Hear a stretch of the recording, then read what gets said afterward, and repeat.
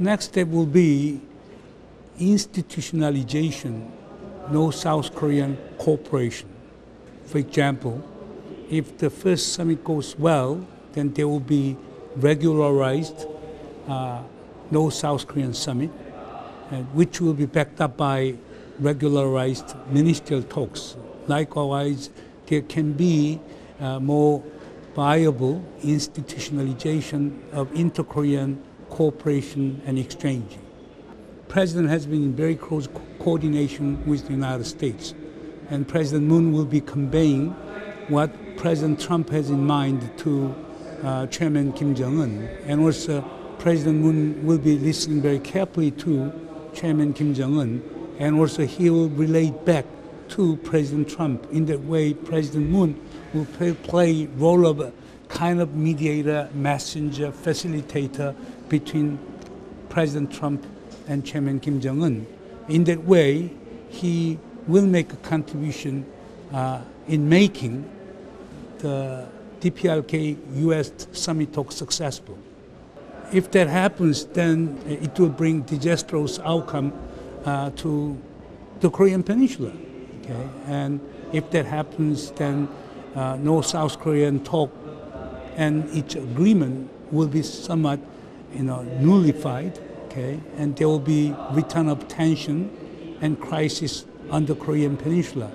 But there is very little chance that DPRK U.S. summit talk would be aborted, because both President Trump and Chairman Kim Jong-un are committed to the summit talk, and they are committed to make the summit talk successful.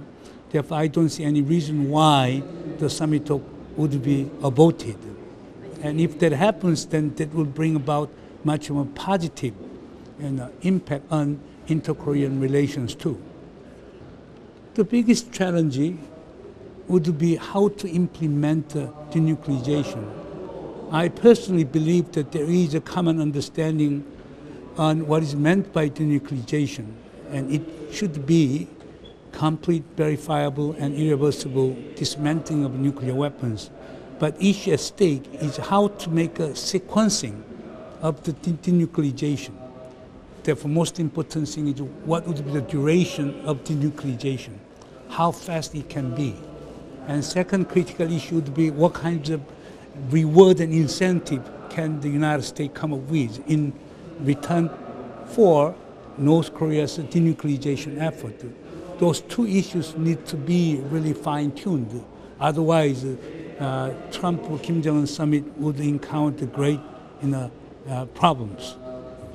If they wanted to make the summit successful, then they got to be compromised. Okay, and for Chairman Kim Jong-un, he should come up with more bold, moves toward denuclearization, and President Trump should come up with corresponding bold moves to reward North Korea.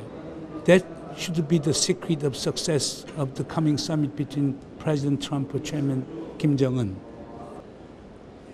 In the past, really, North Korea was passive, while the United States and South Korea were pushing for denuclearization.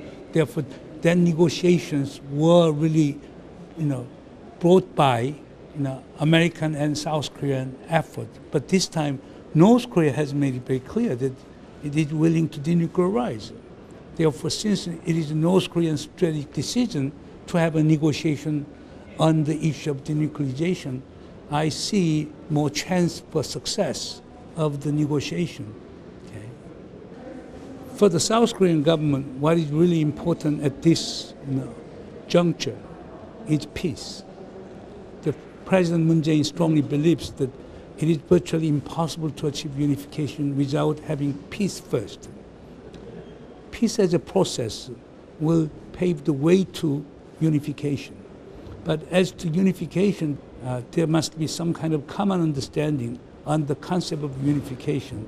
It may take some time. But again, without tension reduction, without confidence building, without peaceful coexistence between two Koreas, it is virtually impossible to realize unification. Therefore, this third summit can be seen as a very serious effort to build peace on the Korean Peninsula. Peace is a state of mind. When the people in the North and South feel safe, there is real peace. Therefore, whether they have a peace treaty, peace agreement, whatever, there is really a piece of paper. Okay?